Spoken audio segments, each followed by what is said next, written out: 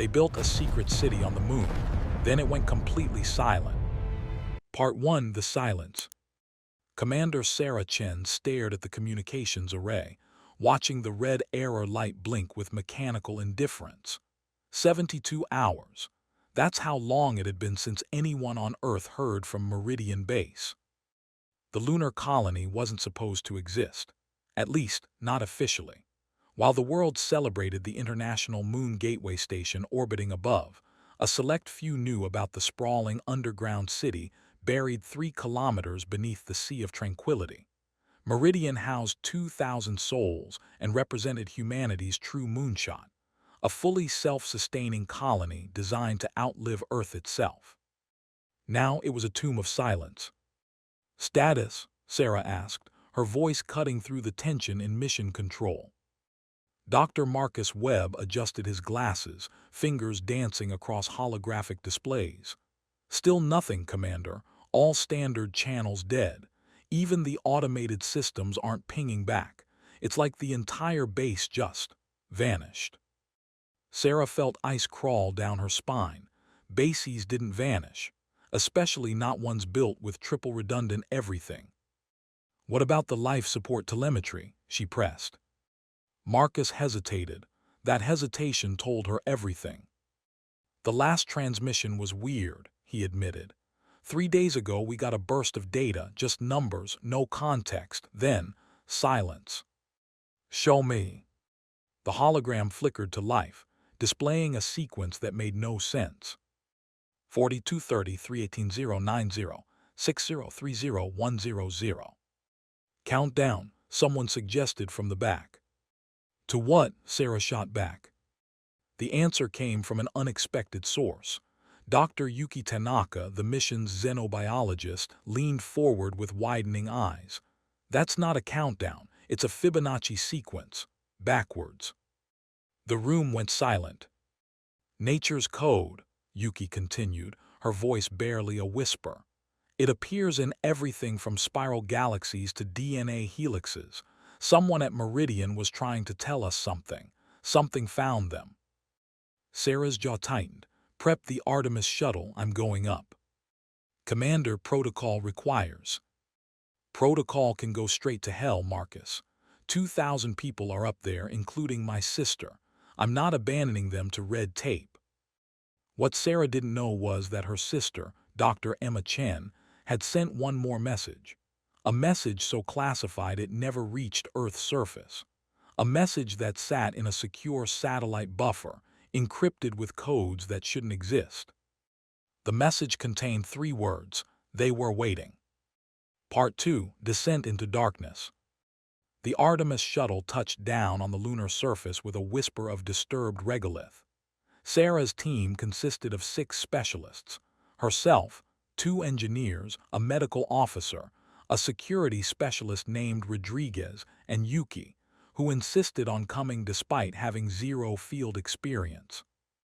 "Oxygen check," Sarah ordered, her HUD displaying green across the board. The rover ride to Meridian's primary access point took 40 minutes across the lifeless gray expanse. Sarah kept scanning the horizon, searching for any sign of activity. The base had extensive surface installations: solar arrays, communication dishes, mining equipment. All of it sat motionless, covered in a thin layer of lunar dust. "Something's wrong with the solar panels," Engineer Park noted. "They're all facing the wrong direction, away from the sun." Sarah zoomed in with her helmet display. He was right. Every single panel had been deliberately repositioned. "Who would do that?" Rodriguez asked. "That's suicide. Without solar, they're running on backup fusion alone." "Maybe they wanted to go dark," Yuki suggested. "Hide from something." The primary airlock loomed ahead, a reinforced titanium door built to withstand micrometeorite impacts and worse. Its control panel was dark. Park connected a bypass unit. "I can get us in, but it'll take a few minutes to override the lockdown." While he worked, Sarah noticed something that made her blood run cold. Scratches. Deep gouges in the lunar regolith around the airlock, as if something had clawed at the ground. But that was impossible. Nothing could survive on the moon's surface without protection. "Got it," Park announced. The airlock hissed open, revealing absolute darkness within. They entered in pairs, magnetic boots keeping them grounded as the outer door sealed behind them. The inner door opened to reveal Meridian's primary access corridor, and what they saw defied explanation. Plants everywhere. Vines covered the walls, their leaves an impossible shade of silver blue. They pulsed with bioluminescence, casting eerie shadows that seemed to move independently. "That's not possible," Yuki breathed. "Plants can't grow in lunar gravity. The cellular structure would collapse, and that color, that's not chlorophyll." Sarah reached out to touch a vine. It recoiled. "Did that thing just move?" Rodriguez had his weapon raised.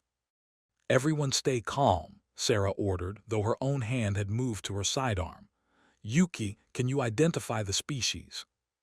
Yuki was already scanning with her portable lab unit. The device beeped, processing, then displayed an error message. Genetic structure unknown. Non-terrestrial origin probability, 94.7%. "Commander," Medical Officer Hassan called from ahead, "you need to see this." They found the first body 20 meters down the corridor, or what had been a body. The colonist's suit was intact, but inside. Sarah forced herself to look. The corpse was covered in the same silver-blue growth, vines threading through tissue like a biological circuit board. "My God," Hassan whispered. "It's like the plants are using the body as substrate, but this person's been dead for maybe a day. These growths would need weeks to achieve this level of integration." "Unless they grow faster here," Yuki said. "Much faster." They pressed deeper into the base, finding more bodies. 12 in total, all in the same condition. But that meant 1,988 colonists were still unaccounted for. The trail of bodies led to the central habitat dome, Meridian's heart. Sarah's hand trembled as she activated the door controls. The dome opened to reveal a forest. Part 3: The Garden. A complete ecosystem thrived under the dome's artificial sky. Trees reached toward the ceiling, their trunks twisted into impossible geometries. Streams of water that shouldn't exist in such quantities, flowed between phosphorescent mushrooms the size of houses. And everywhere, the silver-blue growth pulsed with a rhythm that felt almost like breathing. "This is impossible," Park stated, his scientific mind rejecting what his eyes reported. "We're looking at decades of growth. 3 days ago, this was a standard habitat dome with hydroponics and living quarters." "Time dilation," Rodriguez suggested. "Some kind of relativistic effect." "On the moon," Park scoffed. "No way." Sarah activated her suit's broad-spectrum scanner. The readings were insane. The atmosphere inside the dome registered as breathable. Temperature, exactly 21 degrees Celsius. Humidity, optimal. It was as if someone or something had terraformed the interior of Meridian Base. "Look," Hassan pointed to a clearing ahead. They saw them, colonists, hundreds of them standing motionless among the trees. Their suits were gone, replaced by the silver-blue growth that covered their skin like a second suit. Their eyes glowed with the same bioluminescence. Sarah's heart hammered. "Emma, Emma." One of the figures turned. Her sister's face, beautiful and terrible, smiled with too many teeth. "Sarah," Emma said, her voice layered with harmonics that couldn't come from a human throat. "You came. We knew you would. What happened to you? What is all this?" Emma walked closer, her movements fluid and wrong. "We found something. In the Shackleton crater mining operation. A meteor, we thought. Old, so old. But it wasn't a meteor. It was a seed." Yuki breathed, understanding dawning. "The gardener sent it," Emma continued. "Millions of years ago, before humans even existed. Seeds scattered across the galaxy, waiting for sentient life to awaken them. We dug it up. We brought it here, and it taught us everything." Sarah raised her weapon. "Stand down, Emma, that's an order." Her sister laughed, a sound like wind through alien trees. You can't kill what's already transcended death. The gardeners offer a gift, Sarah. Immortality, unity, purpose. Look at us. We're becoming something beautiful. You're becoming enslaved, Rodriguez spat. Or liberated, Emma countered. The growth isn't controlling us, it's connecting us. Every colonist here shares one consciousness now. We know each other's thoughts, feel each other's joy. No more loneliness. No more conflict, just peace. Sarah noticed something. Behind Emma, deeper in the forest, something massive moved. Something that dwarfed the trees. What is that? She demanded. Emma's smile widened. The seed has grown. It's ready to bloom. And when it does, it will send spores back to Earth. By next month, all of humanity will be invited to join the garden. That's genocide, Hassan said flatly. That's evolution, Emma corrected. The gardeners have done this across 1,000 worlds. They're patient. They wait for species to develop technology to spread into space. Then they offer the gift. Most accept. Those who don't, well, the garden always needs more substrate. The massive shape moved closer, and Sarah finally saw it clearly. A tree that wasn't a tree. A structure that blended organic and artificial, grown from Meridian Base's own infrastructure. At its center, a pod the size of a spacecraft pulsed with gathering energy. The bloom, the spore dispersal mechanism. How long? Sarah asked quietly. 72 hours from initial infection, Emma said. The countdown you received. We sent it hoping someone would understand, hoping you would come. Sarah, don't fight this. Join us. Let me show you what we've become. Sarah looked at her team, at the possessed colonists, at the impossible garden that had consumed an entire lunar base in 3 days. She thought about Earth, about 8 billion people who had no idea what was coming. She made her choice. Run. Part 4, The Burning. The team sprinted back through the corridors as the colonists gave chase. Not running, flowing, their movements synchronized like a school of fish. Sarah's mind raced. The bloom would launch its payload in hours. They needed to destroy it, but how do you kill a forest grown from alien technology? The fusion reactors, Park shouted between breaths. If we overload them, we could trigger a containment breach. The explosion would sterilize the entire base. And kill everyone, Hassan protested. They're already dead, Rodriguez countered. Those things wearing their faces aren't human anymore. Sarah didn't want to believe it, but she'd seen Emma's eyes. Her sister was gone, replaced by something that wore her memories like a costume. Making this choice would haunt her forever. If she survived long enough for haunting. Do it, she ordered. Park, Hassan, get to reactor control. Rodriguez and Yuki with me. We need to buy them time. They split up at a junction. Sarah heard the possessed colonists behind them, their footsteps perfectly synchronized. The silver-blue growth spread across the walls, following their retreat, trying to cut them off. It's adapting, Yuki observed, her scientific curiosity overriding terror. Learning the base layout, it's not just alive, it's intelligent. They reached the main communications hub. Sarah had one play left. Yuki, can you rig a burst transmission? Something strong enough to punch through to Earth. Maybe, but what are we transmitting? Sarah pulled up her suit's recording log. Everything they'd seen, everything Emma had said. Evidence, warning, last testament. The truth. If we fail, someone needs to know what's coming. While Yuki worked, Sarah and Rodriguez fortified the position. The colonists arrived minutes later, led by Emma, but they didn't attack. They stood at the doorway, watching with those glowing eyes. You can't stop the bloom, Emma said. The seed anticipated resistance. It's already adapting. Your fusion overload will fail. Bullshit, Rodriguez growled. Is it? Check your communications with Park and Hassan. Sarah's blood ran cold. The comm channel was silent. They reached reactor control, Emma continued. But the growth was waiting. It's been waiting for you since the moment you landed. You think we sent that Fibonacci sequence by accident. We wanted you here, Sarah. The gardeners always recruit family first. Bonds of love become chains of connection." A scream echoed through the corridors. Hassan's voice cut short. "No," Sarah whispered. "They're becoming part of us now," Emma said gently. "Join them, join me. It doesn't have to hurt." Sarah looked at Rodriguez, then at Yuki. The xenobiologist had gone pale but kept working on the transmission. Rodriguez checked his weapon. 3 grenades left. Enough to make a statement, not enough to win.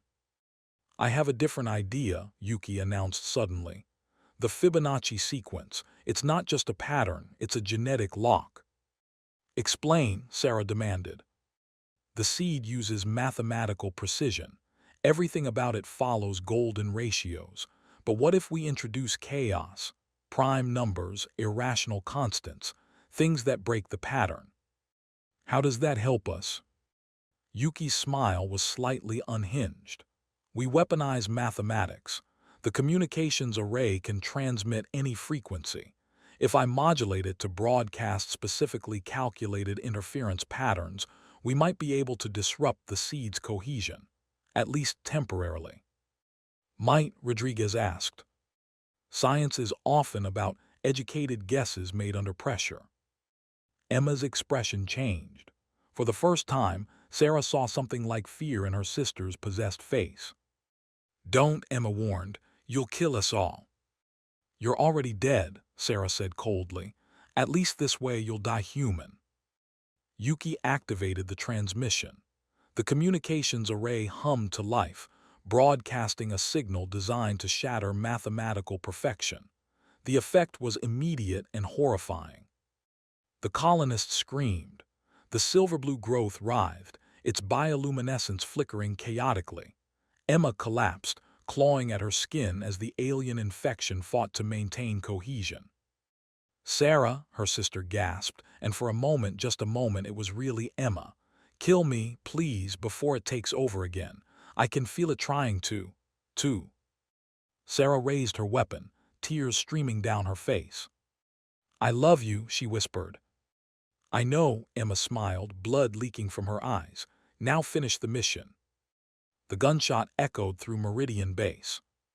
Part 5, Imoenifila. The interference signal bought them 20 minutes. 20 minutes of the possessed colonists writhing in agony, the growth receding, the garden dying. But Yuki's brilliant gambit had a flaw. It couldn't last. The seed was already adapting, learning to compensate for the mathematical chaos. "Commander," Park's voice crackled over comms. "We're at reactor control, but Hassan's gone. The growth got him. I'm initiating the overload, but the seed's growing defensive structures around the reactor. I can't guarantee containment will breach." "How long do we have?" 10 minutes, maybe less. You need to evacuate now." Sarah looked at the central dome, visible through a reinforced viewport. The massive bloom pod pulsed faster, preparing to launch despite the interference. If even one spore reached Earth, humanity would face the same choice Meridian did: join the garden or become its fertilizer. "There's another way," Yuki said quietly. "The bloom needs to build up launch pressure. It's essentially a biological rocket, but rockets can be sabotaged. You want to blow it up before it launches. I want to make it launch wrong. If we can redirect the payload, aim it at the sun instead of Earth." Rodriguez laughed bitterly. "That's insane. How do we redirect a giant alien plant?" "The same way we'd redirect anything in space. Change its trajectory. The bloom is positioned in the center of the habitat dome. If we destabilize the dome structure, create a catastrophic decompression, the explosive force would push the bloom off-axis." "Decompression means exposing the entire base to vacuum," Sarah said. "Anyone still alive dies." "Anyone still alive is already dead, Commander. We're just choosing how they go." Sarah wanted to argue, wanted to find a third option. But sometimes command meant choosing between terrible and catastrophic. She activated the comm. Park, new plan. Overload the reactor, but I want you to vent the cooling system into the habitat dome. Maximum pressure, minimum warning. A pause. Commander, that will kill. I know what it will do. Execute. Yes, ma'am. Sarah turned to her team. We have 5 minutes to reach the surface access point. Move. They ran through corridors now slick with dying vegetation. The colonists, released from the seed's control by the interference signal, had collapsed where they stood. Some were dead. Others were dying, the alien infection withdrawing from their bodies like a receding tide. A few stared at Sarah with human eyes full of gratitude and horror. They didn't have time to help any of them. The base shuddered. Park had initiated the reactor overload. Coolant, superheated to thousands of degrees, began flooding through emergency vents into the habitat dome. The temperature differential created a pressure wave that shattered the dome's structural integrity. Sarah felt the shockwave through her boots, heard the scream of atmosphere escaping into vacuum. Meridian Base was tearing itself apart. They reached the airlock as the entire station shook violently. The bloom, caught in the catastrophic decompression, launched prematurely. Through a viewport, Sarah watched the massive structure tear free of Meridian, propelled by explosive force into a trajectory that would take it not toward Earth, but into lunar orbit. It wasn't enough. The bloom was still intact, still viable. In a few orbits it could correct course, still threaten Earth. Rodriguez, Sarah said, I need your grenades. What? The rover has maneuvering thrusters, enough delta V to intercept the bloom in orbit, but someone has to pilot it. Understanding dawned on Rodriguez's face, a one-way trip. I'll do it, Yuki said firmly. Like hell, Rodriguez countered. No offense, Doc, but you barely know which end of a rifle to hold. I've flown rover intercept missions. Let me do this. Sarah wanted to refuse, wanted to order them both to stand down, find another way. But there wasn't another way. There never had been. Make it count, she said simply. Rodriguez grinned, that same cocky expression he'd worn at mission briefing a lifetime ago. Always do, Commander. Tell my sister. Tell her the garden on Earth is safe. She'll know what it means. He was gone before Sarah could respond. They watched through the airlock viewport as the rover raced across the lunar surface, thrusters burning hard for intercept. Rodriguez's voice came over the calm and professional. Approaching bloom. Visual confirmation. Structure is damaged but still viable. Spore pods intact. Recommend immediate neutralization. Approved, Sarah said, her voice breaking. It's been an honor, Commander. Rodriguez out. The explosion lit up the lunar surface like a second sunrise. The bloom and the rover and the man who'd saved Earth all vaporized in a blast of chemical and biological fire. Debris rained down across the sea of tranquility, burning fragments that would be visible from Earth as shooting stars. Sarah stood in silence, watching her own reflection in the airlock viewport. Behind her, Yuki wept quietly. The mission log would record that a catastrophic systems failure destroyed Meridian Base, that all hands were lost, including the rescue team, that Commander Sarah Chen and Dr. Yuki Tanaka survived only by luck and heroism. It wouldn't record the truth, that humanity came within hours of joining the garden, that a seed planted millions of years ago nearly bore fruit on the moon, that Rodriguez and Park and Hassan and Emma and 2,000 colonists gave everything to prevent Earth's assimilation. Some truths were too dangerous to share. Commander, Yuki said softly, the signal, my transmission to Earth, I included everything. The colonists, the seed, the garden, it's already been received by mission control. Sarah's blood ran cold. You weren't authorized. I know, but the gardeners are still out there. More seeds scattered across the galaxy. We got lucky this time. Next time we might not. Humanity needs to know what's waiting in the dark. Sarah looked at Earth, rising over the lunar horizon. Blue and green and alive, spinning peacefully through space, unaware of how close it had come to becoming another world in the garden's collection. "Then I guess we'd better get home," she said. "We've got a lot of explaining to do." The Artemis shuttle lifted off from the lunar surface 12 hours later. Behind them, Meridian Base burned, its fusion reactor finally breaching containment. The fire would sterilize everything, ensuring no trace of the seed survived.